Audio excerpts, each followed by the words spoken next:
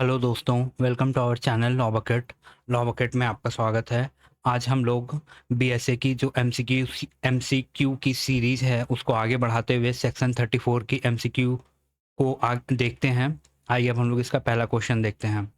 पहला question, the existence of any judgment order और decree is relevant fact when पहला it prevents any court from taking cognizance of the suit, option B it prevents any court from holding a trial, option C both A and B, option D neither A or B। तो correct answer is option C both A and B। तो section इसका हम लोग जो explanation देख लेते हैं कि सेक्शन 34 कहता है कि यदि किसी जजमेंट ऑर्डर या डिक्री के कारण लॉ किसी सूट की कॉग्निजेंस लेने या किसी की ट्रायल को चलाने से रोकता है तो उस जजमेंट ऑर्डर या डिक्री का एग्जिस्टेंस एक रेलिवेंट फैक्ट होता है।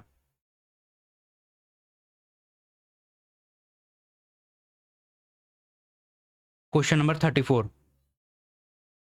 सेक्शन 34 डील्स विद पहला previous judgment relevant to bar a second suit or trial, option B previous judgment relevant to prove a fact in issue, option C previous judgment relevant to establish motive, option D previous judgment relevant to prove conspiracy। तो हम लोगों का इसका correct answer होगा option number A previous judgment relevant to bar a second suit or a trial।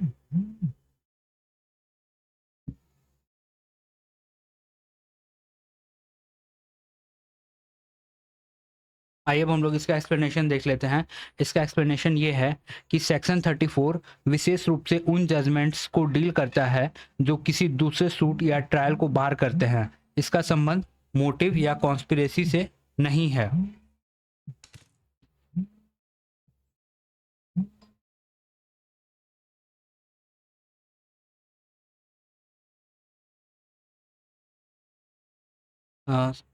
Section number 34 का अब हम लोग एक्सप्लेनेशन देख लेते हैं। ये जो क्वेश्चन है क्वेश्चन नंबर 2, इसका एक्सप्लेनेशन ये है कि ये सेक्शन विशेष रूप से उन जजमेंट्स को से डील करता है जो किसी दूसरे सूट या ट्रायल को बार करते हैं। इसका संबंध मोटिव या कॉन्स्पिरेसी से नहीं है। Question number 3, the existence of a judgment order और अ डिक्री। जजमेंट ऑर्डर और decree is relevant when the question is पहला option whether the court ought to take cognizance of such suit, option B whether the court ought to hold such trial, option C both A and B, option D neither A और B. तो correct answer is both A and B. तो section 34 ऐसे judgement order या decree के existence को relevant बनाता है जब कोर्ट यह डिसाइड कर रहा हो कि सूट की कॉग्निजेंस ली जा सकती है या ट्रायल चलाया जा सकता है। Question number 4, section 34 embodies which principle? Options A option of res judicata, option B doctrine of estoppel, option 3 doctrine of precedent, option 4 doctrine of relevancy। तो करेक्ट आंसर होगा डॉक्ट्रिन ऑफ रेस जुडिकेटा। तो इसका explanation ये है कि ये section 34 पहले से डिसाइडेड मैटर पर दोबारा लिटिगेशन से रोकता है जो रेस जुडिकाटा का एसेंस है। क्वेश्चन नंबर 5 देखते हैं हम लोग। A decree passed in a previous suit is relevant under section 34 if option A it prevents the court from taking cognizance of a fresh suit, option B it prevents the court from holding a fresh trial, option B both A and B, option D none of the above। तो correct answer होगा both A and B, option C. तो आइए हम लोग इसका reason देख लेते हैं। सेक्शन 34 दोनों सिचुएशंस को कवर करता है, कॉग्निजेंस के बार पर भी और ट्रायल के बार पे भी। आइए अब हम लोग क्वेश्चन नंबर 6 की ओर चलते हैं। Section 34 applies to option A judgment order decree all of the above. तो करेक्ट आंसर होगा ऑल ऑफ द अबव। आइए हम लोग इसका रीजन देख लेते हैं कि सेक्शन में स्पष्ट रूप से जजमेंट ऑर्डर और डिक्री तीनों का मेंशन किया गया है। Question number 7, the relevancy of a previous judgment under section 34 arises only when option A it is by law preventing cognizance और trial, option B it is persuasive but not binding, option C it is advisory in nature, option D it is an obiter dictum. तो correct answer होगा हम लोगों का it is a law preventing cognizance of trial, जो कि option A है। आइए हम लोग इसका एक्सप्लेनेशन देखते हैं। सेक्शन 34 में केवल वही जजमेंट्स, ऑर्डर या डिक्री इस सेक्शन के तहत रेलेवेंट होते हैं जो लॉ के अनुसार कॉग्निजेंस या ट्रायल को बार करते हों।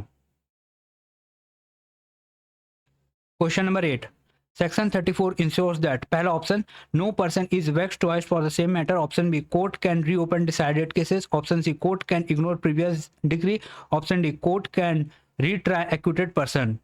तो हम लोगों का करेक्ट आंसर होगा option number A, no person is vexed twice for the same matter. तो इसका एक्सप्लेनेशन ये है, इस सेक्शन 34 का उद्देश्य मल्टीप्लिसिटी ऑफ सूट या ट्रायल को रोकना और पार्टीज को बार बार लिटिगेशन का सामना करने से बचाना है। Option number 9, when the question is whether a court ought to take cognizance of a suit, the existence of a previous judgment is, option A irrelevant, option B relevant, option C discretionary, option D optional। तो correct answer होगा relevant. आइए अब हम लोग इसका explanation देखते हैं। ऐसे सर्कमस्टांसेस में सेक्शन 34 उस जजमेंट, ऑर्डर या डिक्री को एक रेलेवेंट फैक्ट बनाता है। Question number 10, section 34 is closely connected with, option A civil procedure code provisions on res judicata, option B criminal procedure code provisions on double jeopardy, option C both A and B, option D neither A or B। तो correct answer is both C, both A and B. जो section 34 है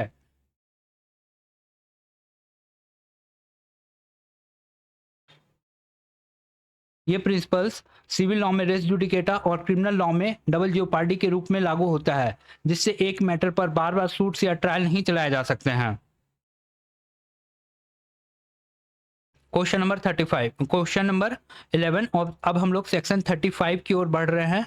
अब हम लोग section 35 की MCQs देखेंगे। Question number 11,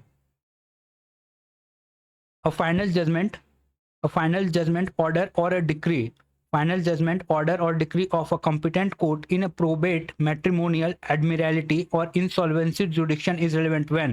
पहला option, option A it confers और takes away any legal character, option B it declares entitlement to any legal character, option C it declares entitlement to any specific thing absolutely, option D all of the above. तो correct answer होगा D all of the above.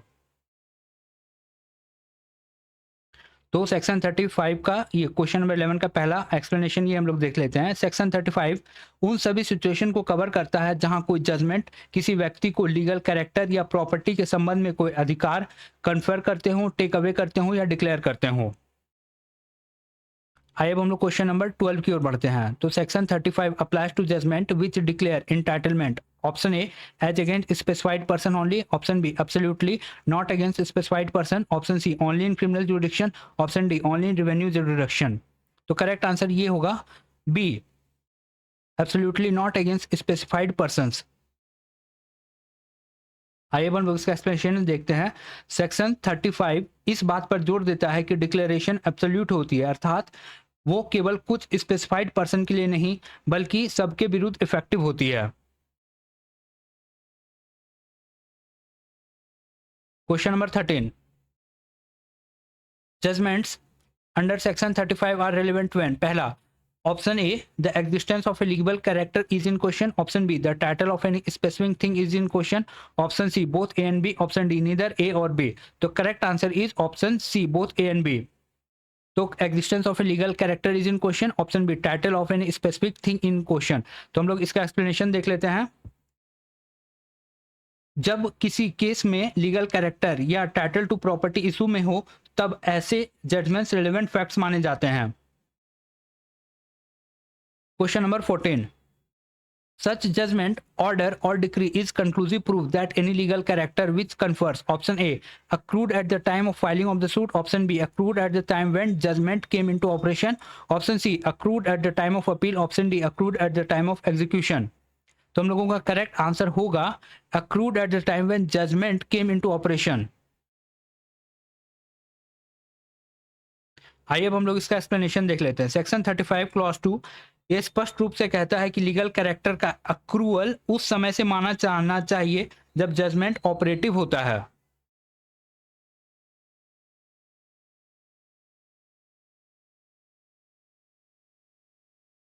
Question number 15, Such judgment is a conclusive proof that any legal character declared to be entitled. पहला option A, accrued when the court delivered oral arguments. Option B, accrued when the judgment declares it to be have accrued.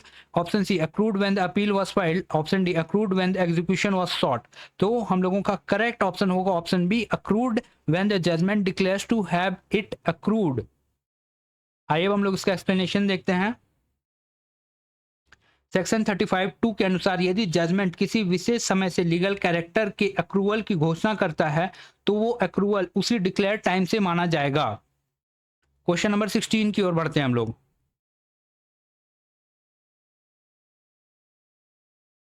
Such judgment is conclusive proof that any legal character taken away.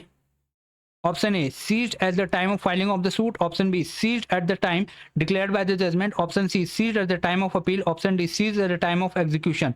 तो correct answer होगा option B, seized at the time declared by the judgment.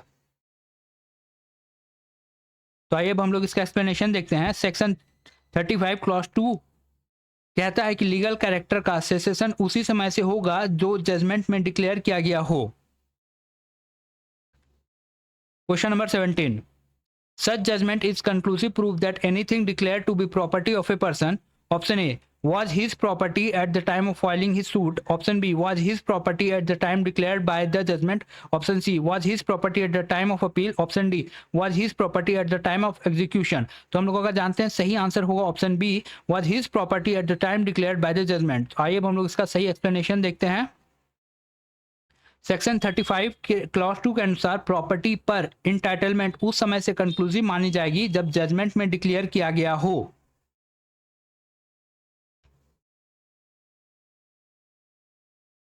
Question number 18, section 35 judgments का conclusive proof regarding. Option A, accrual of a legal character. Option B, cessation of a legal character. Option C, entitlement to property. Option D, all of the above. तो correct answer होगा option D, all of the above. आइए अब हम लोग इसका explanation देखते हैं। Sub clause 1 से लेके 4 तक एक्रूवल, सेसेशन और प्रॉपर्टी इंटाइटलमेंट से संबंधित सभी स्थितियों को कवर करते हैं। Question number 19, section 35 applies to judgment of. Option A, probate jurisdiction. Option B, matrimonial jurisdiction. Option C, admiralty jurisdiction. Option D, insolvency jurisdiction. Option E, all of the above. तो correct answer होगा option E, all of the above.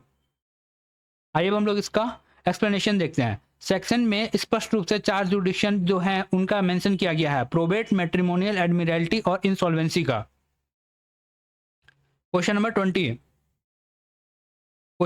ये है, the principle underlying section 35 is that judgment in rem are conclusive proof. Option B, judgment in personam bind only the parties. Option C, judgment are persuasive only. Option D, judgment are irrelevant. तो correct answer है judgment in rem are conclusive proof. आइए अब हम लोग इसका explanation देखते हैं। Probate, matrimonial, admiralty और इंसॉल्वेंसी जुडिक्शन के जजमेंट्स को जजमेंट इन रेम कहा जाता है, अर्थात वो केवल पार्टीज पर ही नहीं बल्कि पूरी दुनिया पर यूनिवर्सली बाइंडिंग होते हैं। आइए अब हम लोग सेक्शन 36 की एमसीक्यू की ओर बढ़ते हैं।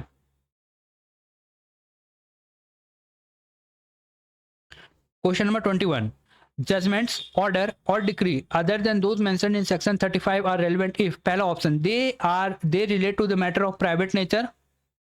Option B, they relate to matter of public nature relevant to inquiry। Option C, they relate to matter of personal disputes only। Option D, they relate to matter of family law only।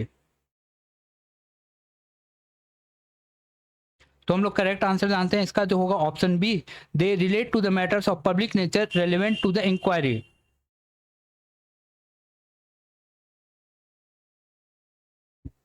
इसका explanation देख लेते हैं। Section 36 ऐसे judgements को relevant बनाता है लेकिन केवल तब जब वो इंक्वायरी से जुड़े पब्लिक मैटर से संबंधित हो। क्वेश्चन नंबर 22, जजमेंट, ऑर्डर और decree other than those in section 35 are. Option A, conclusive proof of what they state. Option B, not conclusive proof of what they state. Option C, always binding on party. Option D, always irrelevant. तो correct answer होगा not conclusive proof of what they state.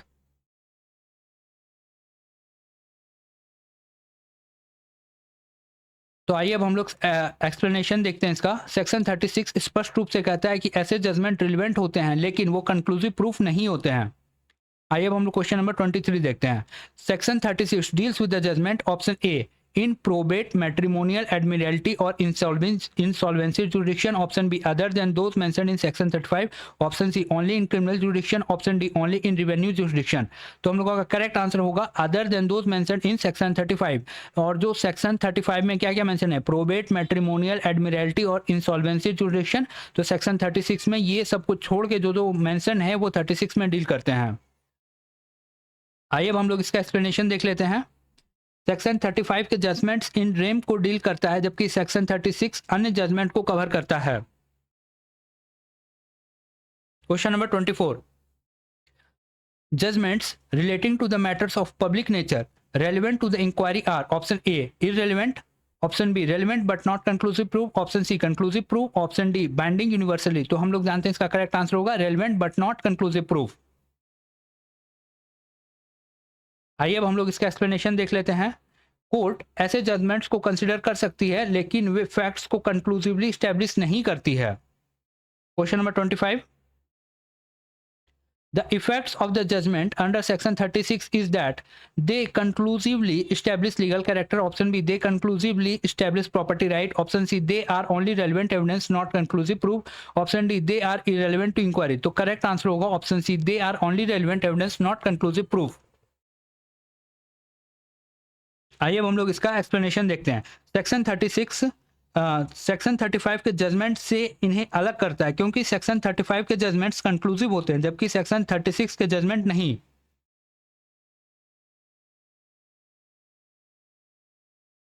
Question number 26. Section 36 embodies the principle that option A, judgment in rem are conclusive, option B, judgment not in rem are relevant but not conclusive, option B, judgments in personam binds all the person, option D, judgments in personam are irrelevant. तो correct answer होगा option number B, judgments not in rem are relevant but not conclusive.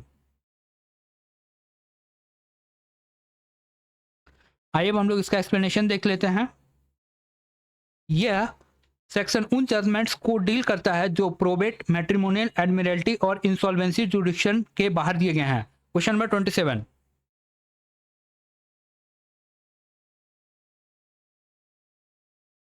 Judgements under section 36 में be used to, option to existence of a public matter relevant to inquiry, option B establish conclusively the right of the party, option C bind strangers to litigation, option D override judgment in rem।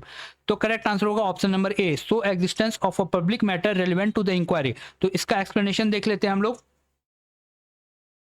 ऐसे judgements public matter को दिखाने के लिए admissible होते हैं लेकिन उन्हें conclusively prove करने के लिए नहीं। 28, judgments under section 36 are admissible, option A as conclusive proof of fact stated, option B as relevant facts only, option C as binding precedent, option D as irrelevant documents। तो हम लोग का correct answer होगा option B as relevant facts only, क्योंकि ये relevant होते हैं पर वो कंक्लूसिव नहीं होते हैं। आइए हम लोग क्वेश्चन नंबर 36 के इलस्ट्रेशंस को भी देख लेते हैं। A sues B for trespass on his land. B alleges that the existence of a public right of way over the land, which A denies. The existence of a decree in the favor of the defendant in a suit by A against C for a trespass on the same land, in which C alleged the existence of the same right of way is relevant, but it is not conclusive proof that the right to way exists. Question number 29. A sues B for trespass in his land. B alleges the existence of a public right of way over the land, of which A denies. The existence of a decree in favor of the defendant in a suit by A against C for a trespass on the same land, in which C alleged that the existence of the same right is way is।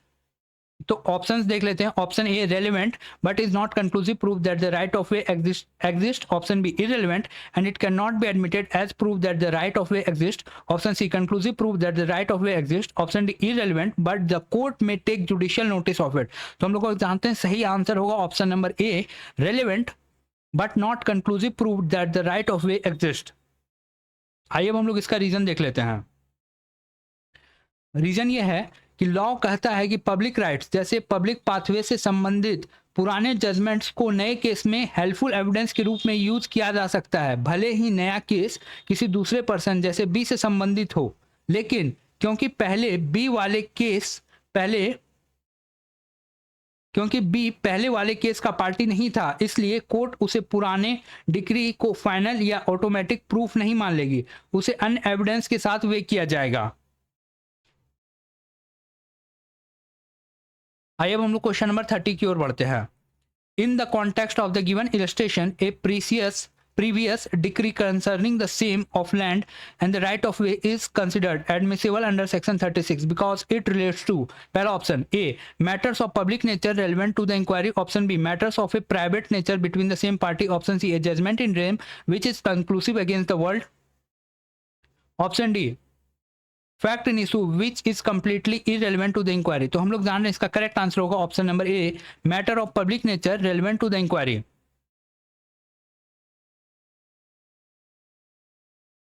तो आइए अब हम लोग इसका reason देख लेते हैं, explanation देख लेते हैं। सेक्शन 36 स्पष्ट रूप से यह अलाउ करता है कि यदि कोई ओल्ड जजमेंट पब्लिक मैटर से डील करता है तो उसे कोर्ट में प्रोड्यूस किया जा सकता है। उदाहरण के लिए यदि क्वेश्चन यह है कि कोई रोड या पब्लिक पाथ जनरल पब्लिक का है या नहीं, तो यह मैटर ऑफ पब्लिक नेचर माना जाएगा।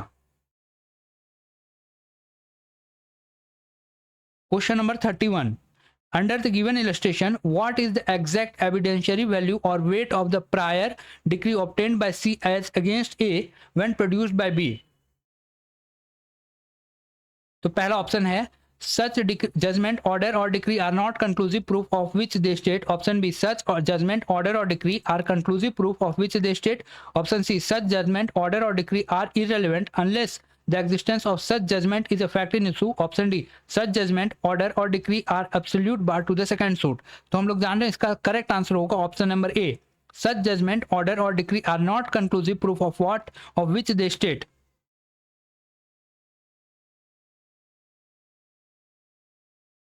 आइए अब हम लोग इसका रीजन देख लेते हैं। सेक्शन 31 क्वेश्चन नंबर 31 का एक्सप्लेनेशन ये है नॉट कंक्लूसिव प्रूफ का मतलब ये है कि बी पुराने जजमेंट्स को कोर्ट में अपनी बात को सपोर्ट करने के लिए दिखा सकता है, लेकिन ए के पास यह अधिकार होगा कि वो उसे चैलेंज करे और नया एविडेंस लाकर ये साबित करे कि वास्तव में कोई पब्लिक पाथ एग्जिस्ट नहीं करता है।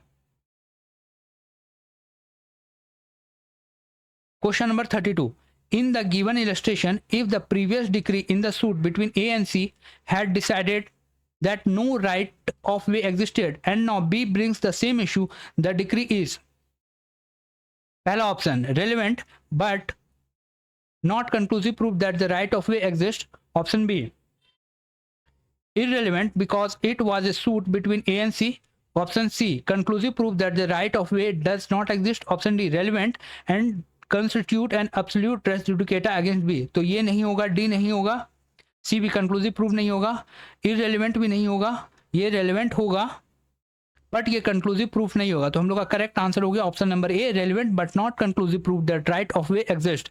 आइए हम लोग इसका रीजन देख लेते हैं। सेक्शन 36 का रूल इस बात पर डिपेंड नहीं करता कि प्रीवियस केस कौन जीता था। पब्लिक राइट ऑफ वे से संबंधित जजमेंट एक हिस्टोरिकल पीस ऑफ एविडेंस है की तरह रेलेवेंट रहेगा, लेकिन वो कभी नए पार्टी को कंक्लूसिवली बाइंड नहीं कर पाएगा। Question number 33 based on the text of the illustration what legal wrong forms the basis of civil action brought by A against both B and C, option A trespass on his land, option B breach of contract, option C a matter of public nature, option D public right of way over the land। तो हम लोग जान रहे हैं इसका correct answer होगा trespass on his land। आइए अब हम लोग इसका रीजन देख लेते हैं कि इलस्ट्रेशन की शुरुआत इस प्रकार से होती है A sues B for trespass in land. Trespass का अर्थ है किसी व्यक्ति का प्राइवेट प्रॉपर्टी में उसके परमिशन के बगैर प्रवेश करना। पूरा डिस्प्यूट इसलिए शुरू होता है क्योंकि ए लोगों को अपनी लैंड पर आने से रोकना चाहता है। Question number 34 why does the rule mentioned in the illustration serve as an exception to the general principle that the court judgment only binds the specific parties involved in the case। Option ये है option A because they relate to matter of public nature relevant to the inquiry, option B because they are mentioned in section 35, option C because the defendant is same in both the proceeding, option D because it is conclusive proof that right to way exist. तो correct answer होगा option A, because they relate to matters of public nature relevant to the inquiry. अब इसका reason देख लेते हैं। Normally ए और B के बीच हुआ कोई केस बी से संबंधित, नॉर्मली ए और सी के बीच हुआ कोई केस बी से संबंधित नहीं होता, लेकिन जब मामला किसी ऐसे चीज का हो जो पूरे पब्लिक को इफेक्ट करता हो, जैसे शेयर्ड पब्लिक रोड, तब लॉ का एक एक्सेप्शन बनता है। ऐसी स्थिति में बी को पुराने केस को एविडेंस के रूप में यूज करने की अनुमति दी जाती है, क्योंकि public rights person to person बदलते नहीं हैं।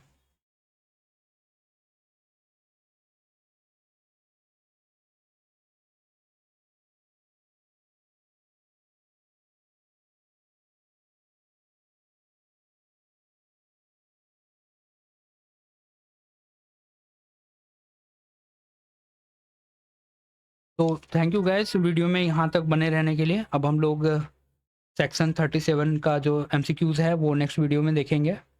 तो थैंक यू सो मच। और इससे हम लोग सेक्शन 37 से नेक्स्ट वीडियो में कंटिन्यू करेंगे।